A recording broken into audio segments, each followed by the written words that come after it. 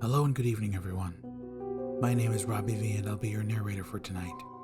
Tonight's chilling tale is entitled The Quiet Sky by Ryan Brennerman. So sit back, relax, and enjoy.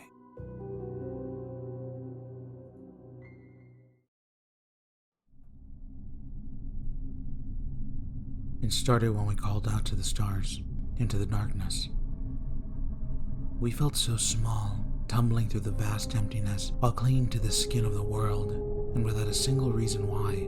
We were curious, yes, but ultimately I think we were just frightened. And we were young, so very young. We were children, and like a lonely lost child, we did the only thing we could think of to make it stop. We did what we thought we had to do to make the universe make sense. We called for help. For years we scanned the sky for a sign. We sent signals to the stars in the darkness beyond. Are we alone?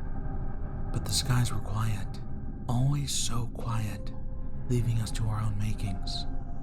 But crying children never cease, and neither do we. We sent calls into every corner of space for decade after decade. We refused to believe that no one was out there. There had to be, yet for some unknown reason, they never answered us. Everyone remembers when that changed. They think it responded to the Arecibo message from 1974. The response to the Arecibo message was received almost 3 months later in 2 separate parts. The first part of the message was received at the Hat Creek Radio Observatory in California.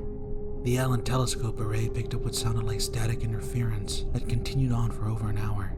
It consisted of unintelligible screeching and buzzing sounds that continued without pause for the whole hour. The meaning of this message was never discovered, if it had one. The only thing we knew was that signal's origin came somewhere in the Hercules constellation near Messier 13. As soon as that signal stopped, the real message began.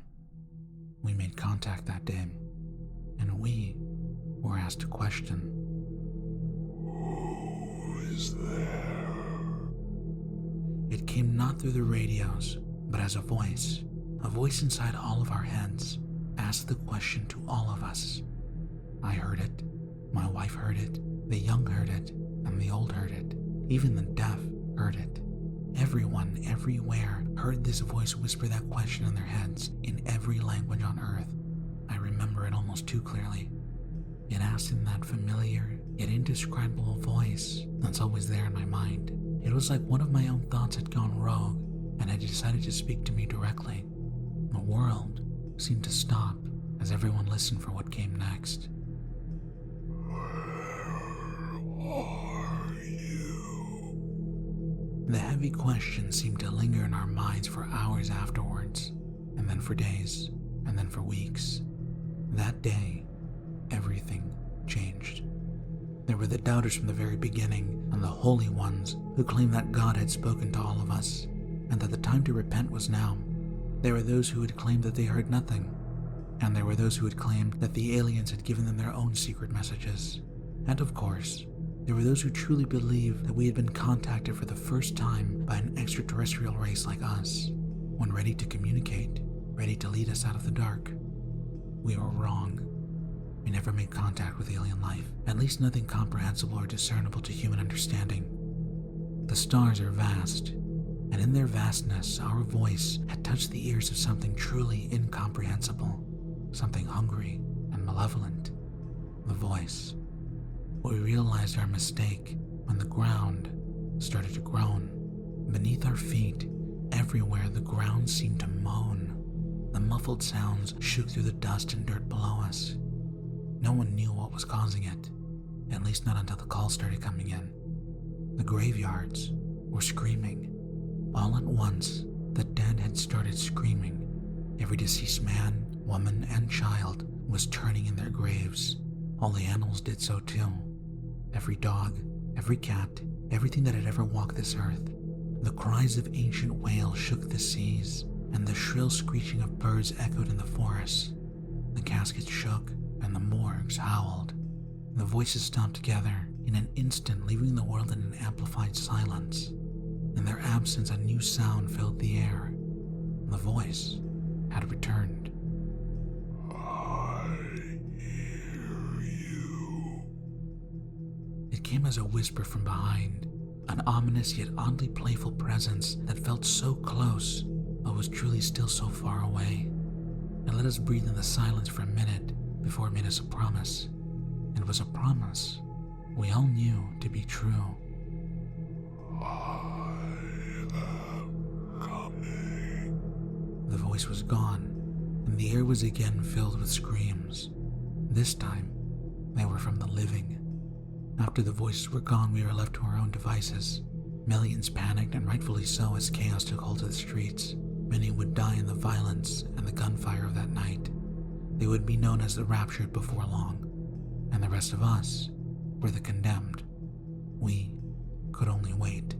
The screaming dead was only the first of the side effects that we felt as the voice approached. The closer it got, the more we felt it. The first night after the screaming, we noticed the stars bleed for the first time. A section of the western sky had turned black, blacker than night. It was only truly visible because of the ring of stars surrounding it. The light from those stars had turned red, and they seemed to bleed across the sky, like food coloring dropped into water. Their light swirled and flowed all around the edge of some unseen mass. I knew then I was staring into the face of the voice. Our scientists claimed that there was nothing up there, and that their radar and scans always came up empty. Their telescopes could see nothing but darkness in that section of space. However, the proof was right in front of us. Every night, that ring of darkness got wider, and more stars bled in the sky. We watched it come. As each night passed, the black spot would widen, and more stars would distort and bleed around it. During the day, a new hell would greet us. The side effects worsened. The day always brought something new. I'm sure most of what happened will go untold and unknown. The animals started disappearing. All of them. No tracks, traces, or bodies were left behind. Pets would run away, some violently so. They all retreated, never to be seen again. The forests were left abandoned, the oceans empty. The air was left silent. The world left seemed empty and lonely. They left like water receding from the shore just before a tsunami breaks. One day, about 2 weeks ago, scientists tried to talk to the voice again. They hoped to perhaps reason with it. They told it what was happening on our world and asked it questions. The scientist begged. It didn't speak when the voice was asked to send a response. The next night, the skies lit up with streaks of fire. It was alight for hours, blazing with orange and red. We didn't realize the effects until the next day when the televisions turned to static and the telephones refused to work. We had sat, watching, as all the satellites were knocked out of the heavens. After that, reports became rumors and rumblings. Sanity, a thing of the past. The air chilled and weighed us down. The voice was nearly here, and everyone felt it. It rained for a week after the satellites fell. The rain was salty and mirrored with an unknown filth that turned the grass black. Maybe the satellites dragged something back in with them when they hit the sky. None of us knew for sure. All we know is that it fell from clouds as black as charcoal that blotted out the sun like liquid ash. Darkness fell upon us for days. When the clouds went away, the skies were empty. There were no clouds, yet the sky hung low and gray. If the sun was anywhere in the sky, it never made itself known. Even it had abandoned us. Each day grew slowly darker and darker until night and day became almost the same. Some people would claim later that they had seen things in the dark. Creatures with gangly limbs and crooked faces lurked in the corner of their vision. They were tall, white creatures that looked molted or rotted through their transparent skin. Appearances would last for just a second or two before vanishing without a trace. Some believe that this was the first step of an alien invasion, but the rest of us didn't know what to think. We just knew that it was nothing that simple or benign. They must have been hallucinations, just more madness to endure, but ultimately as harmless as anything else, as harmless as the screams of the dead, the missing animals, and the dying sky. Appearances slowly increased in duration and number. I think everyone saw them once, at least, but I don't think a single person would ever guess why they were truly here. They never touched nor spoke to anyone. and they certainly never harmed anyone. Most who got good looks at them described them as mournful or sorrowful looking. Some even claimed the creatures watched over them at night, and others even claimed that it seemed as if the creatures were sorry for them. One claimed to have seen one prostrate upon the ground, hands clasped above his head. He said it was praying for us. Prayer was no help. The churches and places of worship that had divided us for so long failed to bring hope to anyone in the end. The voice let them pray and beg for a while, but just days ago, the voice ended it all. No one questioned how, for at this point, nothing that had happened surprised anyone anymore. But one final day, all books of worship burned. Every last Bible, every last Quran, everything. People rushed to their centers of faith but found no solace. The churches and temples had suffered the same fates, if not worse. The people were left abandoned by their greatest hopes. There were rumors of churches all over the world, with walls formed from the bodies of those who sought refuge. They were merged to the walls, stuck to them like flies in a trap. They died, still pleading for hope, but they were beyond God's help. And the rest of us had learned to stop begging. We waited. The final message came. From beyond the sky, it fell upon us. The voice echoed, and it spoke the simple truth. I am here. There is a darkness beyond the horizon, the likes of which I doubt has ever been seen. It brings with it the screams of countless souls, and it moves fast.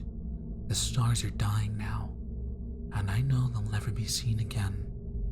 The light is dying so fast. I leave this not as a warning. No, it's far too late for that. Instead, consider this the last realization, the last humanity will ever know. For we used to wonder whether or not we were alone and lost, but never whether or not we were safe and hidden. The universe is infinite, and our understanding was significantly more finite. We should never have beckoned to the darkness. Instead, we should have clung to the light and closed our eyes every time we turned to the void.